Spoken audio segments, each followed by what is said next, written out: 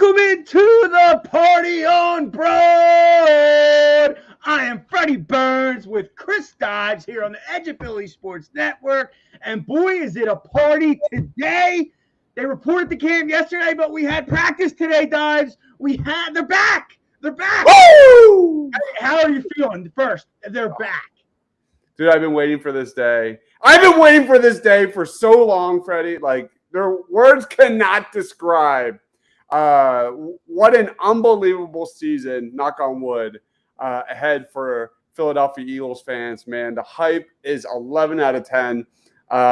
We've been talking about this day for months. We've covered everything, top to bottom, on this Philadelphia Eagles roster. But today is Overreaction Wednesday. I can't wait to just gush about some of these guys.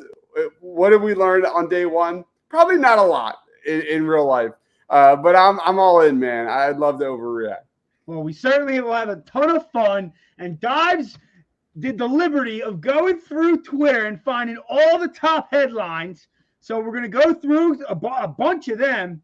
And then at the end, we're going to give a little prediction, maybe a person we think is going to surprise, make the roster, maybe start, and maybe a surprise guy you expected to make the roster that we think is going to get cut. So there's so much stuff going on. I'm going to kick this off with Brandon Lee Gowton because I think it's kind of gives an encompass, a full look at kind of what training camp is, especially on day one. And down here at the bottom he says, per Brandon Lee, it very much looks like the first day of practice here at Eagles. Training hasn't been crisp. Pre-snap penalties, Sirianni yelling a lot. This is all expected stuff. And it's just this happens this is what's going to happen in the beginning of training camp. It's going to be a mess. The first preseason game is going to be a mess. It's going to be mess. But that's the fun of it, right, Chris? No surprise here. Defense is always ahead of offense on the first just dreadful days of training camp. The thing here is Nick Sirianni tearing into the players already, setting the tone on day freaking one. I mean, what an unbelievable guy. Like, that's what I love to read about this one is that Nick Sirianni just gets it, man.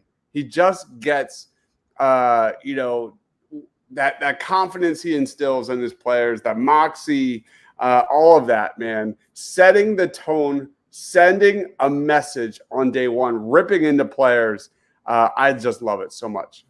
And another intriguing thing about him setting the tone is because that's what we heard his first year here. And what I loved, oh my God, they would talk about he'd be running the routes with the receivers up in their faces, showing them all that stuff. Well, I think that's very important for him to set that tone for the new assistant coaches as well. Because we have a ton of new coaches here. So they need to understand, hey, we're not to just tell them what to do, sit back and take our notes. We're up in their face. We're going to explain to them when they're wrong and give them a thumbs up or a pat on the butt when they're right.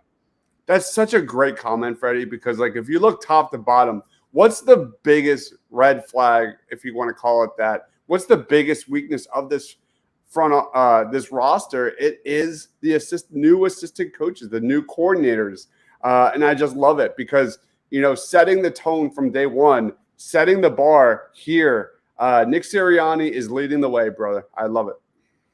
We're going to stay with Brandon Lee Gowton, and we're going to go into it. There's a right guard battle going on between Tyler Steen and Cam Jurgens, who's supposed to be coming in for Kelsey, but Kelsey's still here, so we kind of got a mess here.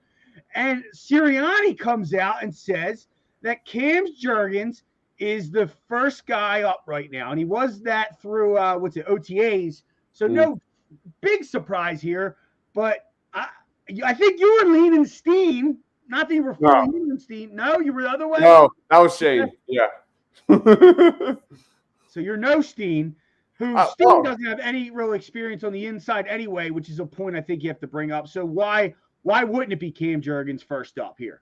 All right. So first of all, I think Jurgens has an in with Jason Kelsey. Those two are brothers. Jason Kelsey was a big part of the drafting of Cam Jurgens. I think it would look bad on Howie to have such a high pick, not even get on the field in year two. That would be a little questionable. Like, I think we forget that. Like, Jurgens was, had a really good combine. His athletic numbers are off the charts. We saw him actually be better as a center prospect than Jason Kelce and broke his record in the 40-yard dash of 4.92. That was the best number since Jason Kelce's in 2011, which was a 4.89. So for me, Jurgens it gets the nod to start, but I don't think this position is anywhere near solidified. I think Tyler Steen is the real deal. The only thing that puts me Cam Jurgens over Tyler Steen at this moment is that Tyler Steen has versatility. He has the versatility to play tackle, move inside. Jurgens doesn't really have that. And I think the Eagles prefer to have a guy like a Tyler Steen to, kind of plug in as needed as the season progresses. But for now, I'm not surprised. I am a Jurgens guy. Not to mention Tyler Steen has never played on the inside, so he has to learn the position. He's an outside guy at the college level. He used to be a tight end even, I think, or a defensive lineman. Lineman.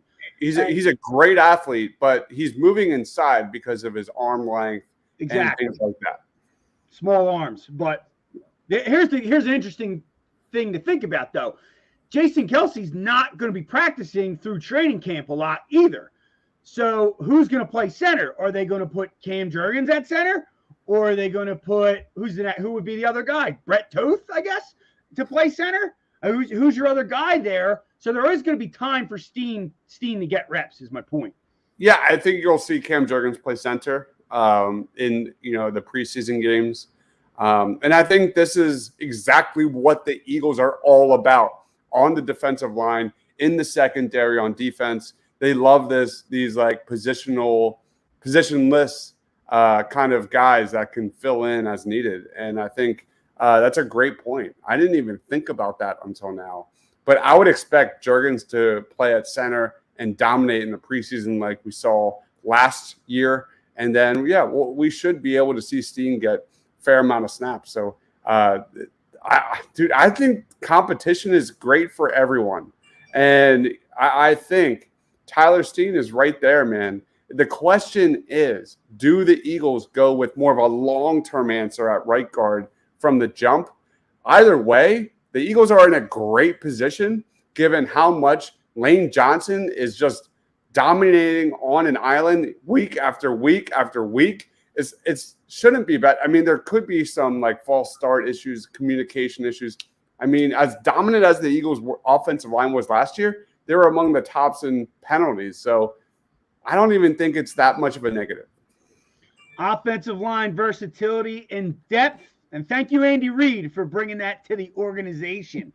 Now let's move to the quarterback. And shout out to Elliott Shore-Parks, who's the first guy ever to start tracking the quarterback's throws and giving them accuracy numbers in training camp. It actually annoyed the hell out of me when Wentz was here. I'm like, dude, they throw interceptions on purpose sometimes just to see different stuff. Like, you can't track this.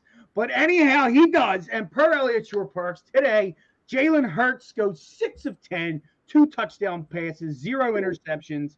Pretty good day. Lots of good PBUs, which I think are pass blocks. Passes batted. Yeah, passes batted, which I don't know how that's a good thing, actually, and quarterback runs. How you feel? Hurts, it's a big question mark, not question mark for him. His hard work is always there, but he had such a great year last year, such a flawless year. It almost, to me, feels like he has to take a few steps backwards just because of the law of averages. Not that he's going to be a bad quarterback or anything like that, but how can he get any better from what he was last year?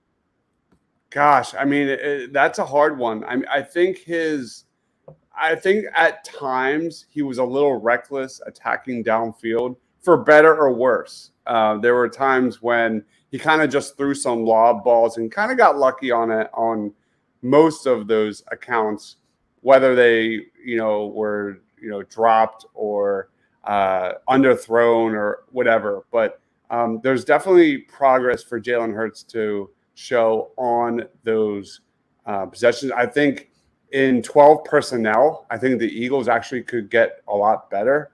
They were dominant in 11 personnel, but with 2 tight ends, their offensive efficiency numbers weren't that great. I think even on, third and longs, Jalen Hurts can improve. I mean, all of these were massive improvements compared to 2020 to 2021. At the end of the day, though, like a natural step back is not a bad thing. We're talking about a guy going from number 2 in the runner-up MVP to, being maybe a number 5 quarterback in the NFL. Like, I think for me personally, he's my number 3 in the NFL. But like, he is what he does intangible wise, what he is work ethic wise, how he can, rally the troops, be a leader on and off the field is the immeasurable things that is so impressive about Jalen Hurts, which makes me, circling back, never to bet against this guy in terms of taking a step back. Never. This guy is all about efficiency and living in the moment. And I will never bet against this guy again because I was dead wrong on him. Yeah, me as well. I don't think we bet against his work ethic. We just I mean, no one saw. You could have saw a progression last year. If you saw from where he was that Tampa game to MVP of the league, you were lying. That was just all heart. So yeah, his work ethic has always been there. Okay. Yeah, good. His numbers, like in the intermediate range, downfield, just were just unbelievable. For like Jalen Hurts is like the outlier for a quarterback that can go from here to here when it comes to accuracy and just dominating inside the pocket, going from a raw prospect and taking that next level as a guy inside the pocket that can really beat you on all 3 levels, man. It was just unbelievable. And I agree. It is a little unfair to have the same expectations. But again, I am not betting on Jalen Hurts to take a step back. I think he's too good of a human being, too good of a leader to let that happen. Heck no. Not getting fooled twice. Pat Bernard checking in. What's up, Pat? Daniel Berry, Sports Highlights checking in. Yo, thank you everyone for listening. Please like that like button, smash that subscribe button, and share our stuff out. We really appreciate the support. Hurts even more further after day 1. Raise the standard. If you fail forward. It's about finding that identity of this team, already turning the page, saying this is a new team, and we have to find a new identity for this squad. Gotta love Jalen Hurts. And he declined that Netflix show Quarterbacks, which I absolutely love, because to me, that tells me and I'm not saying the other quarterbacks are about this, but he's so laser focused on what he wants to do that he doesn't got time for that nonsense in his mind. So shout out to him there.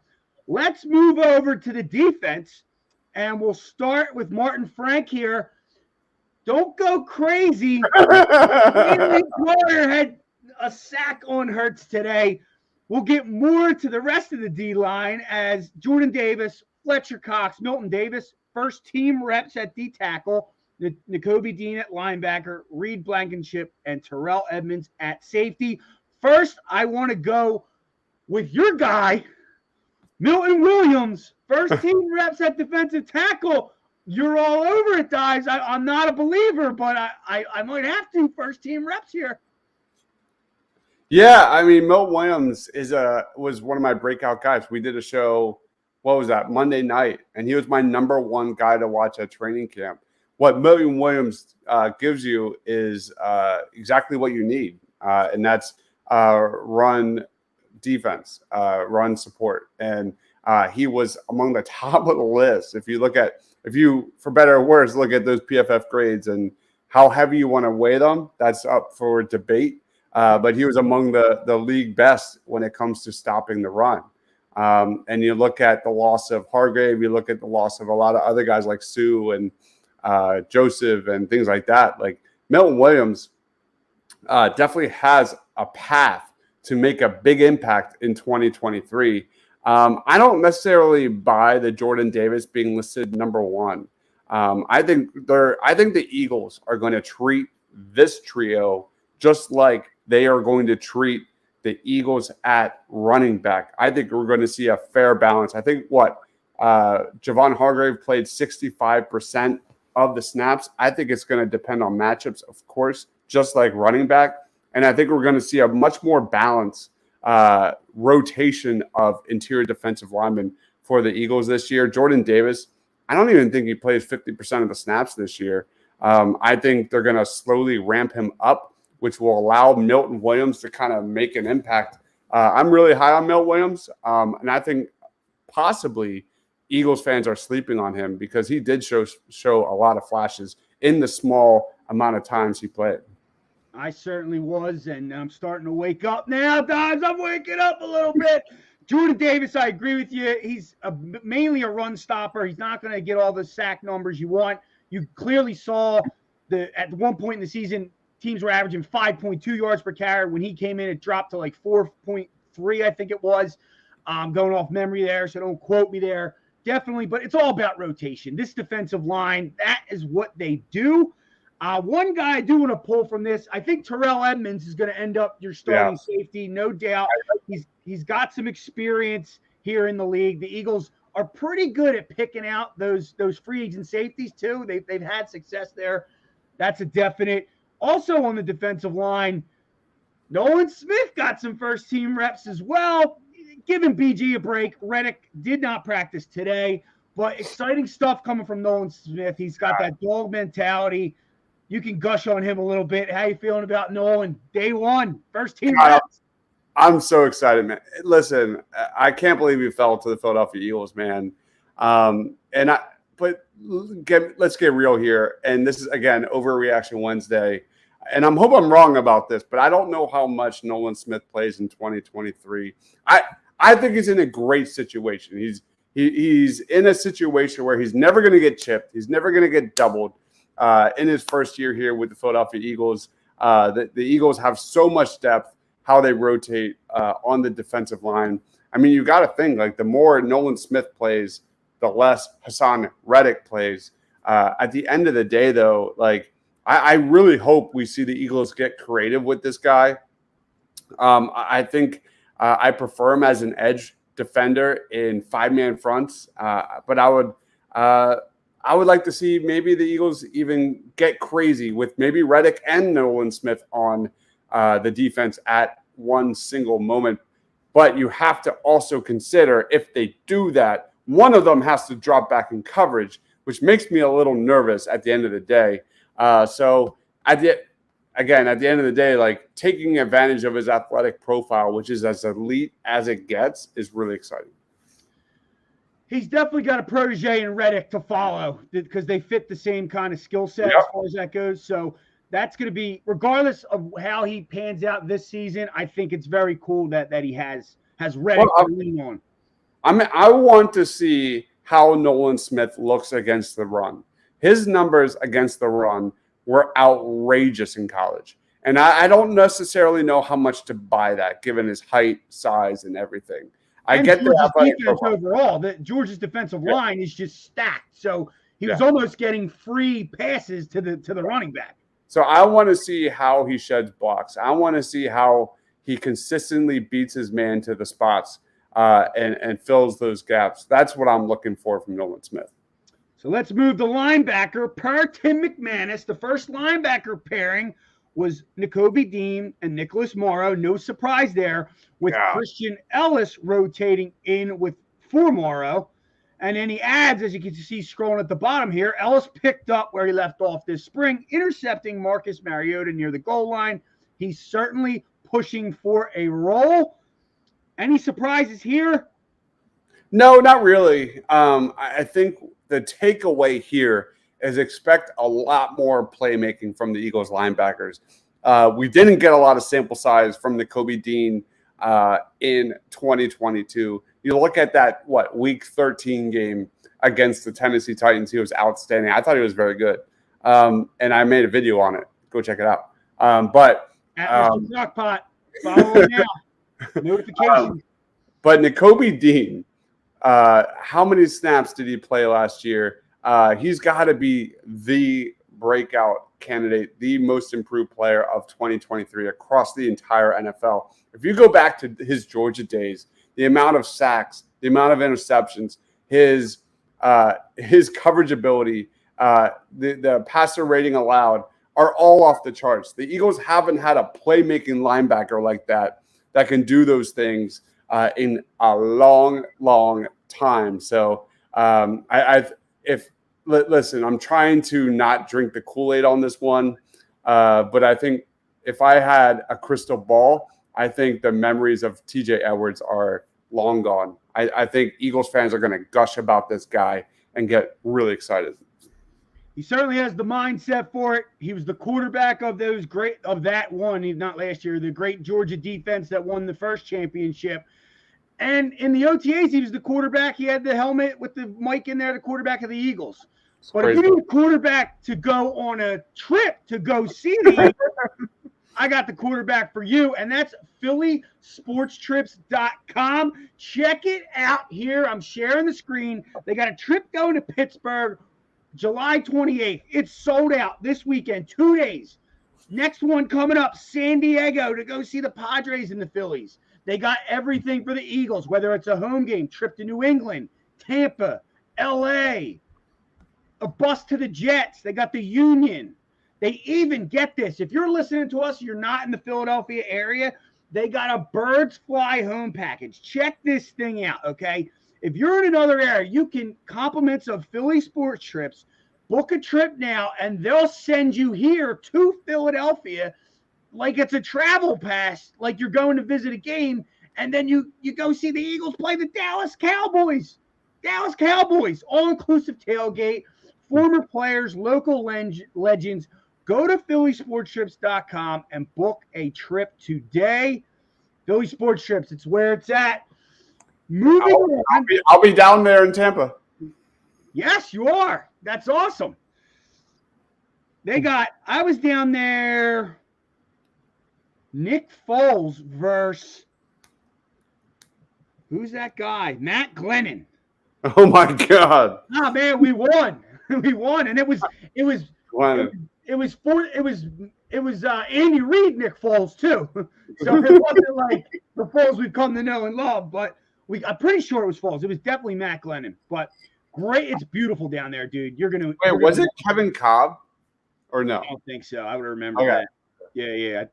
That's a little that I think it was 4-string Foles, honestly, because all the injuries were happening. We weren't really too excited for the trip. Okay. But great time down there. Go to phillysportstrips.com. Book that trip today. Let's move on to what position do we got left? Oh, big news today out of the running back camp, and a couple different people in the Philly sports media with, news with that. And we'll start with Jimmy Kempski, who says the top 4 running backs all had their moments today. McManus starts off with DeAndre Swift, was deployed in a variety of ways, from lining up outside to motioning into the slot out of the backfield. He was primarily a pass catcher, which is his strength. Kick it off with DeAndre Swift. Oh, my God, man. How exciting is this? Yeah, Swift is the take there. This is what I expected. I expect the Eagles to have a very balanced attack with their backfield to start the season. Kenny Gainwell, most notably, and Penny as well. But DeAndre Swift is the ticket, man. What he gives you as a receiver, what he gives you in pass protection, man. The Eagles haven't had a guy like that coming off of Miles Sanders. I don't want to make this a Miles Sanders show. Everybody watching this show knows my take on Miles Sanders. Overrated. But what he gives you in the slot, what he gives you, as a pass protector, his explosiveness, the ability to hit the hole rather than dance in the backfield is going to be incredibly exciting. He's averaged over 50 catches per season the last 3 years. His 156 receptions are 5th most in the NFL among running backs in that span, man. Just a massive upgrade, especially in the passing game, which we didn't really see a lot with Miles Sanders because, to be honest, that wasn't his strength. And he's only got 6 fumbles on 520 career touches. That ranks him 4th. And actually, PFF ranked him 4th best among running backs in pass protection in 2022, man. I don't think Swift is going to dominate the ball in this offense, at least not yet, because I think they're going to rotate that heavily based on matchups. But I think Swift is going to be your guy come December when the Eagles are going to rely on him heavily as a playmaker. It's going to be really exciting. Yeah, Swift, I think the past 5 years, the catches out of the backfield, I think he was fifth, right? It was Austin Eckler, Alvin Kamara. He was right behind Aaron Jones. I think he had 158. I forget what it was, but pass catching is definitely his strength. But pass protection, to your point, is the key, man, especially with Jalen Hurts and the health of Hurts. Year after year, that's all the great Eagles backs have always been able to pass protect. Westbrook was great at that. Deuce was great at that. And I'm very excited for that.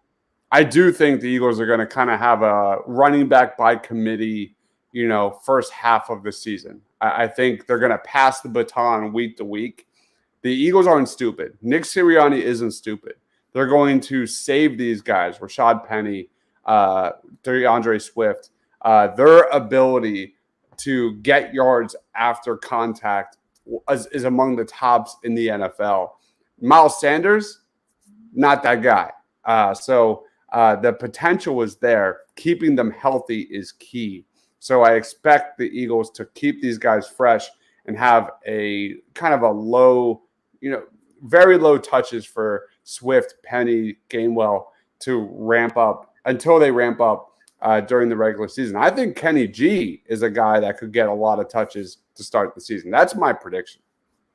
McManus also adds Swift, Penny, Gainwell, Scott, and Sermon all split time at running back. To your point, a couple quotes from Kemsky that don't fit in the box. Rashard Penny got some goal line carries, and while there's only so much you can tell from a physicality perspective when the pads aren't on, you could still see some explosiveness there. Kenny Gainwell had a carry off left tackle, made a nice spin. We know what Gainwell is. Well, we don't fully know what Gainwell is, but one of the plays of the day, Boston Scott juked undrafted rookie Eli Ricks out of his apparently. Eli Ricks, welcome to the NFL, baby. Exactly. Got him. I have that memory of like when Embiid was playing with Mo Bamba his rookie year. There was a video of him, those two going back and forth. Mo Bamba's rookie year, and Embiid just dunked over him and said, "Welcome to the NBA." And there's some swear words with that. That's how I view that. Well, he got juked out of his ankles, and he could have had a workers' compensation claim if he got injured. Unfortunately, we got the guy for you. And that, my friend, is David R. Cherry, Esquire, at www.cherryinjurylaw.com. Workers' compensation, motor vehicle accidents, personal injury, criminal law. Call him now, 610-565-0300. He will take care of you, no doubt about that. Furthermore, on the running backs, I agree with you. It's going to be by committee, no doubt about it. I mean, that's all the Eagles have done. I know Miles Sanders got the bulk of the carry, but you always had them Gainwell carries sprinkled in, those Boston Scott carries sprinkled in. It's just the way to go. It's the position. Yeah. There's no need to pay for a running back. You just evenly spread them out and then bring new ones in. You brought up a name, and I don't know if maybe it's your surprise. So let's. I think maybe it was. Is Kennedy Brooks your surprise? Because I don't want to surprise cut or surprise make. Either one.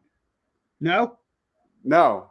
All right. Then can you talk about Kennedy Brooks? You were saying talking about he might be a surprise here. I know he played with Hurts in college a little bit. Didn't you just say that at the beginning, or did I hear you wrong? No, I don't think so. Not Kennedy Brooks. I'm definitely out on Kennedy Brooks. Who did you say then? There was someone you said running back wise that was going to be surprised.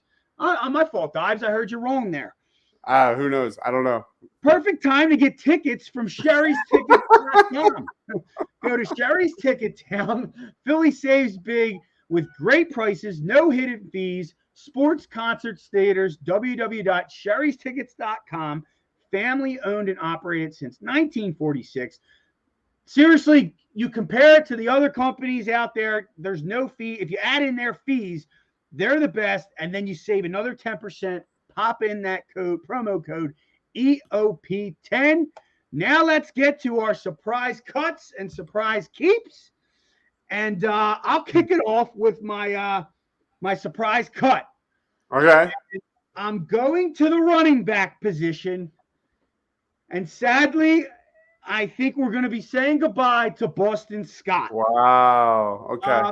The majority of his carries have been against 8-man front. We've used him in that fashion. Now, we may be able to bring him back on the practice squad, and he'll come back. But I really think with this running back room, barring health, obviously, of Swift and Penny, and then you're obviously going to keep Gainwell, I think you can use Penny and Swift in the same role you would have used Boston Scott. And also, the kick returner position, which he's also used for, is becoming obsolete with the new rule that you can now fair catch it anywhere and automatically get it to the 25-yard line. There's literally going to be no reason to return a kickoff, and in 2 years, there probably won't be kickoffs. So my cut is sadly the giant killer, Boston Scott. That's interesting. I didn't think about that. I mean, Nick Sirianni loves Trey Sermon. I think it's pretty evident. I like it. I like it. I mean, he's definitely on the fringe. I have him making my 53-man roster right now, but that's an interesting take. My surprise guy to watch out for is Dan Arnold, a tight end here. He's 6'6", 240 pounds. I don't buy the Grant Calcaterra thing. I just don't. I know they used a draft pick on him. It didn't stop them before from making the cut, a necessary cut. He's got an injury history, but like I said, going back to, I think this is the guy I was referring to. Going back to the start of the show, the Eagles need to improve in 12 personnel. They were not very good with 2 wide receivers and 2 tight ends. And you got Jack Stoll. The Eagles love to run the football. He's going to make the roster. Outside of that, after Goddard, of course, it's pretty wide open. I mean, Tyree Jackson had a big day here on day one as well. I think it's anybody's game. But Dan Arnold is, again, more of a receiver than he is a blocker. He's a guy that can really help the Eagles in 12 personnel. He's a guy that has the height to dominate on third downs in the red zone as a red zone target. So for me, Dan Arnold, surprise making the roster. I like it. He was a breakout guy on fringe, like sleeper fantasy guys a few years back. Really? Yeah, like people thought he was going to like jump, and he just didn't. But he's been around, and he's a veteran. Great call there. I'm with you. Now let's move to that was your surprise get. So I'll do my surprise get then. We talked about him earlier. He was on the practice squad last year, got elevated. I think Christian Ellis not only makes this team, but is a starter on this team. 6'3", 230 pounds. I know Morrow led the Bears in tackles last year, but I really think this guy's going to take the next step and move it up. He was awesome on special teams as well. Christian Ellis is my definite roster make and potential starter at linebacker for the Philadelphia Eagles. All right. Surprise cut is a guy that I think people have kind of given him way too much freedom to make this roster. And I haven't said anything here, but I will now. And it kind of goes hand in hand with surprise get is Britton Covey. A lot of people think he's locked to make the roster as a punt returner and as that like 5th wide receiver. They just brought in Deon Cain, who had a sensational camp with the Eagles last year. And surprise, surprise, was dominant as a returner this past year in 2022 with the USFL. So this guy has big-time returner potential, great hands. I don't think it's a lock that we could maybe see Deon Cain give the Eagles a bigger advantage on special teams than Britton Covey. Well, Deon Cain gave him a run for his money last year because initially Covey was cut and then brought back. And I think the big thing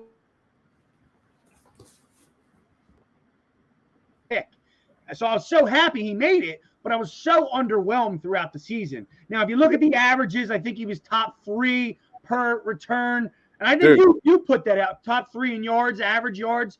You put that out, actually. I tweeted under it, Reno Mahe. Like, we watched that year after year. Yeah, he gets 7, but he's never going to make the big play. And maybe that's all the Eagles want from him. But the main takeaway, why I think you're spot on here, is they can't use him as a receiver in the offense. They would cut him every week and then bring him up on game day just to be the return man. What's he, a slot guy? He can't even, he gets leveled every time he catches it. Deon Cain could give you that as well as play the 5th receiver role. So I totally agree. Great point. I think Deon Cain can give you more outside, inside versatility as a receiver.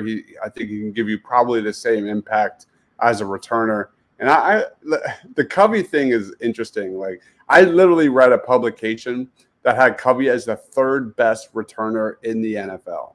And that was literally this week. And you look at his stats, like after week 10 through the playoffs, like he was like number 4, number 5 or something in average as a kick returner. Like he was pretty good. And he did have a big return in the Super Bowl. You can't discredit that. 27 yards. I think we're overreacting. And I think that they could easily replace him. Agreed. All right, well, that's it for this show. Day 1 of training camp's over. Eagles are back. What you got everything going on there, son. Go follow Dives right now at Mr. Crockpot. He's going to tell you some stuff now, but you're not even going to be able to keep up. Hit notifications and just educate yourself. Dives, what you got going on now? My goodness. So Ryan is recovering from surgery, so I'm not sure we're going to be doing an NFL draft show this week. We will see. It depends on how he's feeling towards the end of the week. But we've done a ton of draft coverage for the 2024 NFL draft. Positions, top players in the conferences. I did a top 5 video last weekend on my Under the Radar dudes. We're pushing out our top 50. We've only got 2 more series to go to round out the top 50. I have my top 10 non-Power 5 prospects to watch. That'll be coming out this weekend. And shortly after that, we will be starting a series on the NHL draft, going over top prospects for the Flyers in the 2024 NHL draft. It's going to be a lot of fun. So be sure to look out for that. And of course, all the Eagles content on Birds of the Round Table and things like that. It's officially Eagles season, man. It's Christmas in July, right? It is. It's the day after. But yes, it is Christmas in July. You can find me at Freddie Burns _. I'm on Party on Broad every week, just about every week at 6 o'clock. We got some exciting stuff in season coming out. We're gonna have a fantasy draft between. Oh yeah. It's going to be exciting. We're going to pick a quarterback, a running back, and a wide receiver or tight end. It's going to be snake draft style, and we're going to keep score. Every week, we're going to have a new draft. So that's going to be exciting to keep score weekly. You can catch me on Edge of Philly Sports tonight, 8:30 p.m. Me, Al, and Joe. And follow me on Twitter at Freddie Burns _. That's basically where I'm active. I'm probably tweeting something ridiculous. Sometimes I'm right. Sometimes I'm wrong. Bryce Harper should be the first baseman forever for the Phillies. That's my newest take. But, yeah, catch me there. And stay tuned. In about 20 minutes, Philly Press Box will be up next. They'll be talking Eagles training camp. And they have special guest Tom Moore from the Buck County Times to talk. I've had Tom on the show a couple times. He's amazing. He's just the nicest guy ever. He's a great guest. Even more of a reason to tune in, send some comments, like and share. Check out Tom Moore and Bill and Chet. But that's it for this week. We'll be back next week, 6 p.m. I'll be probably coming from the beach. I think I'll be live from the beach. We'll see if we get the view and the Wi-Fi going. Guys, Rob will be back. And hopefully the health of Ryan gets better. So we'll see you guys next week. Go Birds.